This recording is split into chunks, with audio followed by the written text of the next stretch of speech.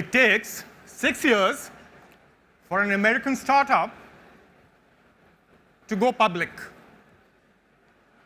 It used to take 7.5 years before that. If you look at SaaS companies, it takes close to 9 years and $118 million of funding before they can go public. That's a lot of time and money. If you look at the Indian scenario, where the IPO boom is happening, we find that the public is really lapping it up. However, the average time it takes for the IPO, for the startup to go really public, is 13.8 years. This is not days, months. These are years of running, consistent running. Let me take an example of Chobey, the fastest marathoner in the history of the race. Practices most of his runs at a slow pace to bring about a scintillating 2-hour marathon. Most of his runs are slow, long, and these are basically to build stamina, endurance, to display speed at such high levels. To bring about a 2-hour marathoner, it takes years and years of practice and building his aerobic base. Successfully running a marathon is kind of like doing a startup. Both require diligence, commitment, work ethic, and strategy. And most importantly, it requires patience and pacing. You cannot align your actions as a sprinter. You need to think long term, because this is a long and arduous journey. Taking the analogy of a successful exit to winning a marathon, you can only finish it if put in the effort, the perseverance, but more importantly, it's about planning and diligent execution. It's about researching your race conditions and understanding the environment. The need to understand the market and your surroundings requires painstaking effort. It requires deep thinking, and most importantly, patience. I did my first ultra marathon called the Comrades in South Africa, an iconic race, a mere distance of 90 kilometers over mountains and hills, to be completed within 12 hours. When you encounter such odds, the goal seems so distant that you're not able to grasp it. It is unfathomable. What you need to do is you chunk this race into small pieces. You think about the next 2 kilometers or the next 5 kilometers, and when you're running uphill, which is quite a lot, you think about the next electricity pole.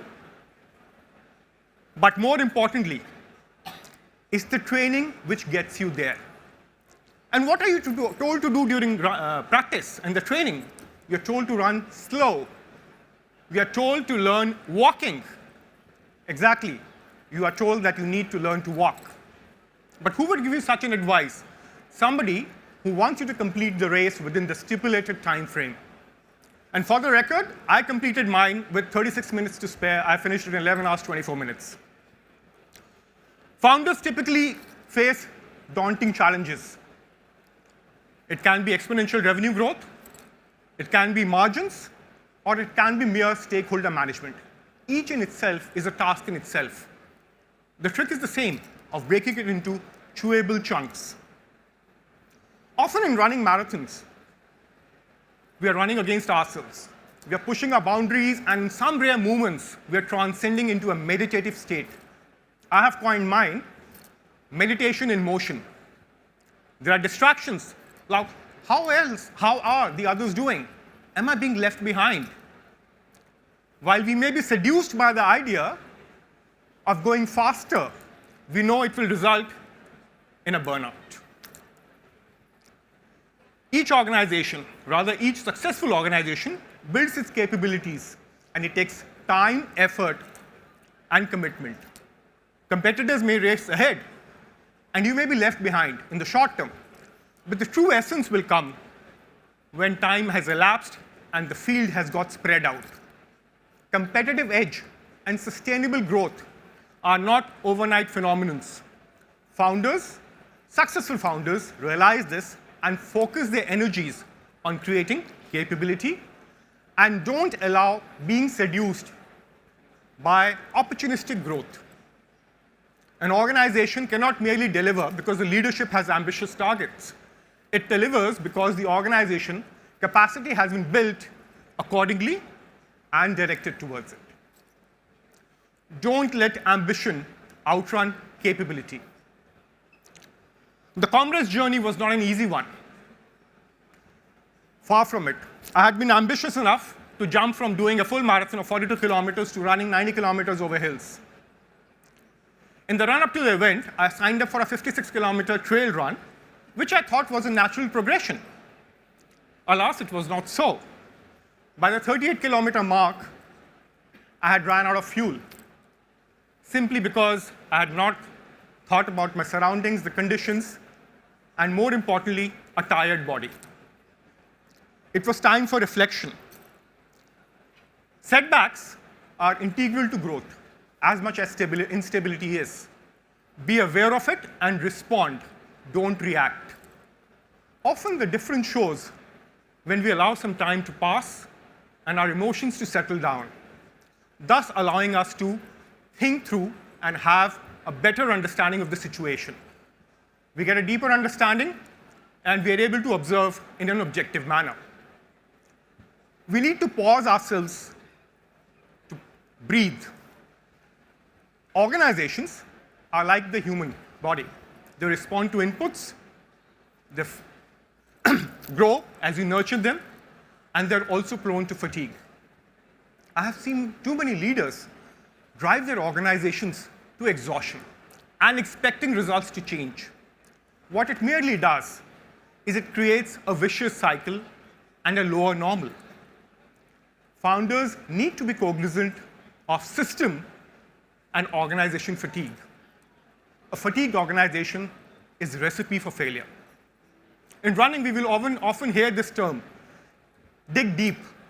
Every coach will exhort you to run, and he will say, dig deep into your reserves. What he's merely asking you is no matter what the conditions, no matter how tired you are, you're supposed to finish that task, you're supposed to finish that workout. But when the human body is pushed to such an extent, it sends the brain signals. And what does it say? It says there is pain.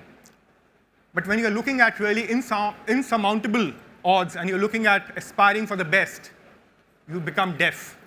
And why do you do so? Because the inner voice shouts out that you need to achieve what you have to, and the pain is merely passing by.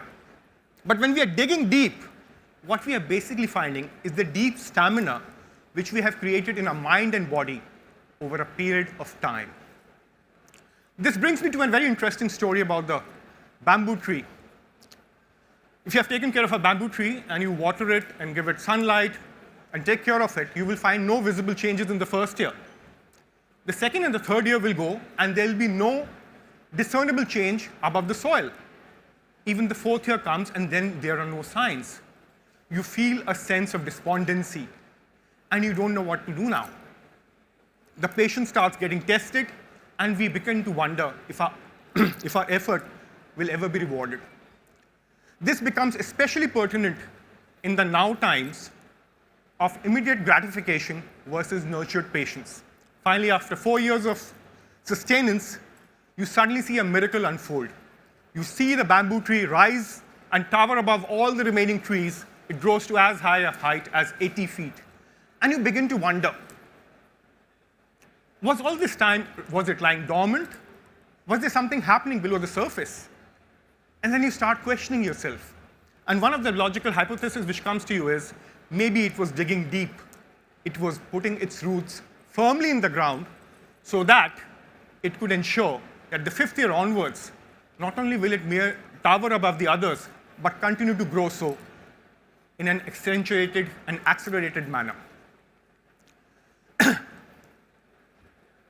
It was making its foundation strong, and that's what organizations need to do. If it had not developed that strength, it would have not been able to grow to the glory it deserved. Founders and leaders don't count the hours they're working. They make the hours count. Focus on the now without forgetting what's there on the horizon. Thank you.